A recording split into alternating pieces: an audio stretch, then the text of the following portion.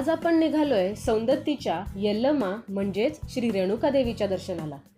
कर्नाटकातील सौंदत्तीपासून अंदाजे 3 किलोमीटर अंतरावरील सिद्धाचल डोंगर रांगांच्या एका टेकडीवर हे प्राचीन मंदिर आहे।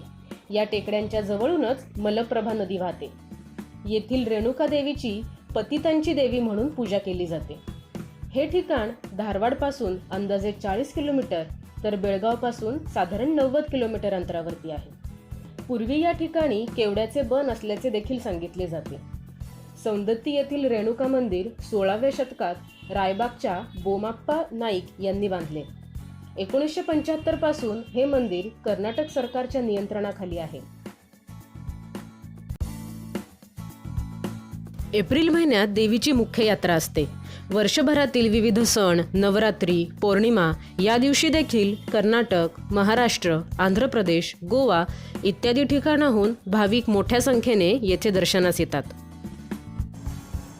देवी नवसाला पावते अशी भाविकांची श्रद्धा आहे। महत्त्वाच्या दिवसांमध्ये मंदिर परिसरात अनेकविध वस्तूंची बाजारपेठ फुललेली असते।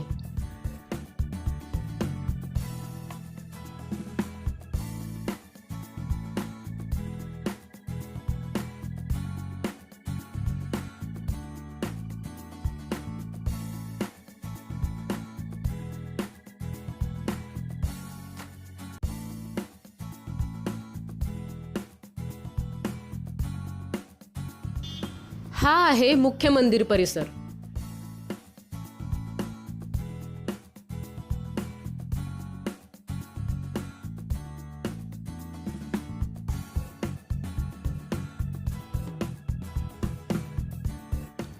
देवीच्या दर्शनासाठी मोठ्या संख्येने येणाऱ्या भक्तगणांसाठी मंदिर प्रशासनामार्फत दर्शन रांगेची अशी सोय करून देण्यात आलेली आहे।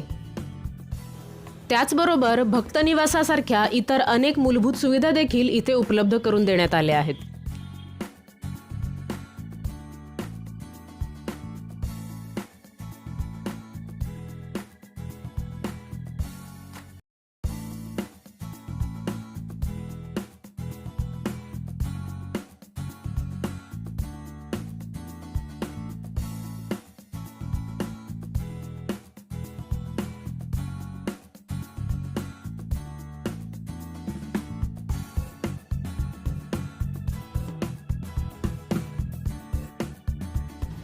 मंदिराच्या शिखराला श्रीफळ तसेच साडी बांधण्याची इथे एक अनोखी पद्धत आहे।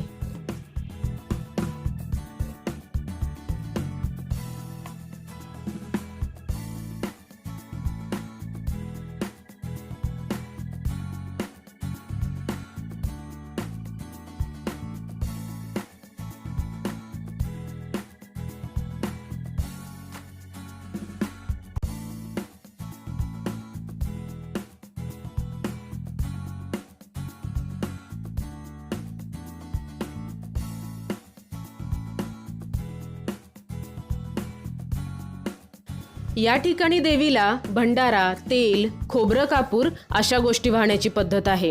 पण या सर्वामुळे कोणाला धोका निर्माण होणार नाही याची भाविक तसेच मंदिर प्रशासनाने खबरदारी घ्यायला हवी।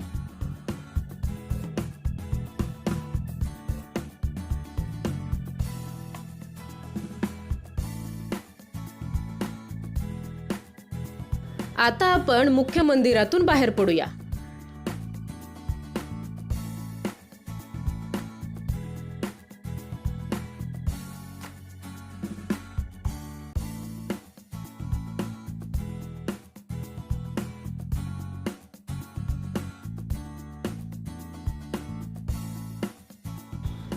ही आहे मंदिराची तटबंदी आणि त्यावरून आपण पाहतो आहोत मंदिर परिसरामध्ये गजबजलेला बाजार।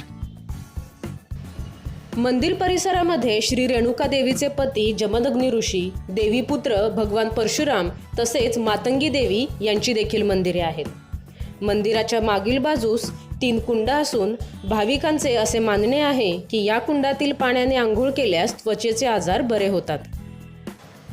टेकडीच्या पायथ्याशी असणाऱ्या जोगुळबावी व सत्यव्वा देवीच्या मंदिराजवळील कुंडात आंघोळ करून तेथे लिंब नेसण्याची प्रथा आहे। त्यामुळे संकटे दूर होतात असे भक्तांचे मानणे आहे।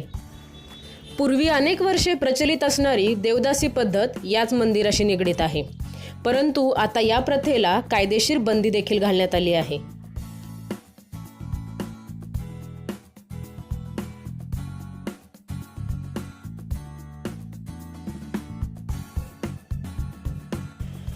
भाविकांनी या तीर्थक्षेत्राला भेट देताना मंदिर परिसराची स्वच्छता राहील याची आवर्जून काळजी घ्यायला हवी व मंदिर प्रशासनाला सहकार्य करावे.